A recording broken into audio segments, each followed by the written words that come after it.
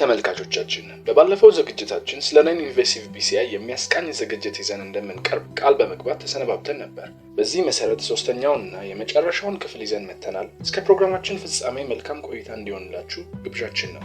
ነን ኢንቬሲቭ ቢሲአይ ወይም ብሬን ኮምፒውተር ኢንተርፌስ በአእምሯችን ኤክስተርናል ክፍል ወይም ስካልፕ ላይ ምንም አይነት ብሬን ሰርጀሪ ሳያስፈልገው የሚቀመጥ ሲሆን በዚህም እንደ ኢኢጂ ወይም ኤሌክትሮኤንሴፋሎግራፊ፣ ኤምኢጂ ወይም ማግኔቶኤንሴፋሎግራፊ እና ኤፍኤንአይአርኤስ ወይም ፋንክሽናል ኒር ኢንፍራሬድ ስፔክትሮስኮፒ ሴንሰሮችን በመጠቀም የአእምሯችንን አክቲቪቲ ዲቴክት በማድረግ እንደ ኮምፒውተር እና ሮቦቲክ ሊምብስ ወዳሉ ኤክስተርናል ዲቫይሶች ኒውራል ሲግናልን የሚልክ ዲቫይስ ነው። ነን ኢንቬሲቭ ቢሲአይ ከጊዜ ወደ ጊዜ እያደገ ያለ የቴክ ውጤት ሲሆን በሴፍቲ ኢሹ እና ሃይ ፐርፎርማንስ መካከል ያለውን ክፍተት ለመሙላት ታልሞ እየተሰራበት ያለ መሆኑ ደግሞ ለወደፊት ትልቅ ተስፋ ሰጪ ውጤት ላይ እንደሚደርስ ከአሁኑ እምነት እንዲጣልበት ያደርገዋል። ይህን ስንል በባለፈው ዝግጅታችን ማለትም ስለ ኢንቬሲቭ ቢሲአይ በነበረን ቆይታ ልንመለከት እንደሞከርነው ምንም እንኳን የተሻለ ብሬን ሲግናልን የማንበብ ኳሊቲ ቢኖረውም ከሴፍቲ አንጻር በአእምሯችን የውስጠኛው ክፍል በተለምዶ ግሬን ማተር ወይም ደግሞ ሴሬብራል ኮርቴክስ ተብሎ በሚጠራው ክፍል የሚቀመጥ ከመሆኑ ጋር ተያይዞ ለተለያዩ ጉዳቶች ሊዳርግ እንደሚችል ልናስቃኝ እንደሞከረን ይታወሳል።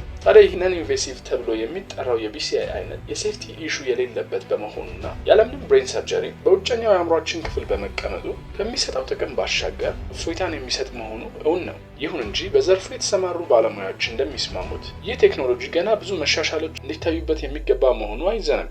ይህን ማለታችን ኤክስተርናሊ ከመቀመጡ ጋር ተያይዞ የሚነሱ እንደ ሎወር ሲግናል ቱ ኖይዝ ሬሾ ወይም ኤስኤንአር፣ ዝቅተኛ አኪዩሬሲ እና እንዲሁም ፈጣን ምላሽ ካለመስጠት ወይም ስሎው ሪስፖንስ ታይም ጋር ያሉ ክፍተቶችን ለማመልከት ነው። ሌላው ደግሞ ኤክስተርናሊ መቀመጡ የአእምሯችን ስካል እንደ ባሪየር ስለሚሆንበት የሲግናል ዲግራዴሽን እንዲፈጠር ማድረጉ በዘርፉ ለተሰማሩ ሰዎች ተጨማሪ የቤት ስራ የሚሰጥ ጉዳይ መሆኑ አልቀረም። ታዲያ ይህን ካልን እስቲ ይህ ቴክኖሎጂ ስለሚጠቀማቸው ሴንሰሮች ጥቂት እንበላችሁ። አስቀድመን ልንመለከት እንደሞከርነው ኢኢጂ፣ ኤምኢጂ እንዲሁም ኤፍኤንአይአርኤስ የተሰኙ ሴንሰሮችን እንደሚጠቀም የገለጽን ሲሆን እነዚህ ሴንሰሮች እንደ ስማቸው ሁሉ ተግባራቸውም የተለያየ መሆኑን የምንቃኝ ይሆናል። አንደኛ ኢኢጂ ወይም ኤሌክትሮኤንሴፋሎግራፊ።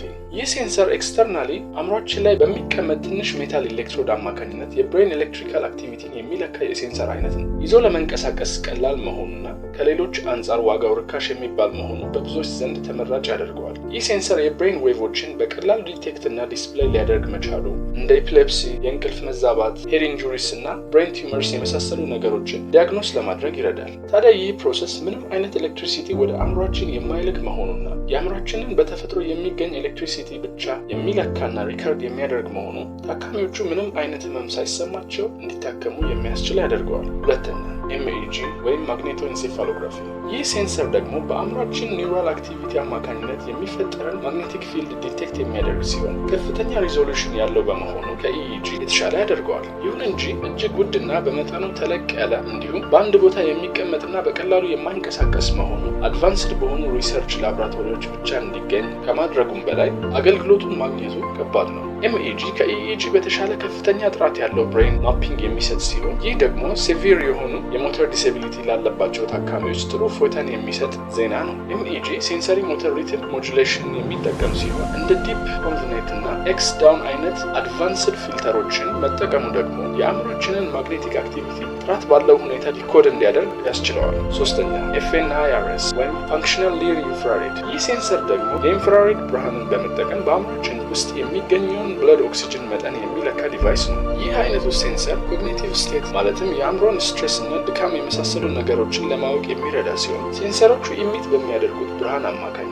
በአእምሮችን ውስጥ ያለውን ሂሞግሎቢን ኮንሰንትሬሽን ለክቶ የግለሰቡን የአእምሮ አክቲቪቲ ለማወቅ የሚያስችል ሲሆን በግንባር ላይ በቀላሉ የሚቀመጥ እንዲሁም ከቦታ ቦታ ይዘን መንቀሳቀስ የምንችለው ዲቫይስ በመሆኑ እንዲሁም ከኢኢጂ አንጻር ከፍተኛ የሆነ ስፒድ ቱ ኖይዝ ሬሾ ያለው መሆኑ ይበልጥኑ ተመራጭ ሊያደርገው የሚችል ነገር ነው። ከሚሰጠው የኢንፎርሜሽን አይነት የተነሳ ይህ አይነቱ ዲቫይስ በብዛት ጥቅም ላይ የሚውለው ለኮግኒቲቭ ሪሰርች እና ክሊኒካል ጥናቶች ሲሆን ወደፊት ሁሉም ሰው በቀላሉ እንዲረዳው ተደርጎ ማንኛውም ሰው በቀላሉ የሚጠቀመው ሆኖ እንደሚሰራ ይታመናል። ውድ ተመልካቾቻችን ስለ ቢሲአይ ለተከታታይ 3 ሳምንታት ስናስቃኝ የነበረውን ዝግጅት በዚህ ቋጨን። ሳምንት በሌላ የቴክ ቅኝት እስከምንገናኝ መልካም ሳምንት ተመኘን። ቸር እንሰንብት።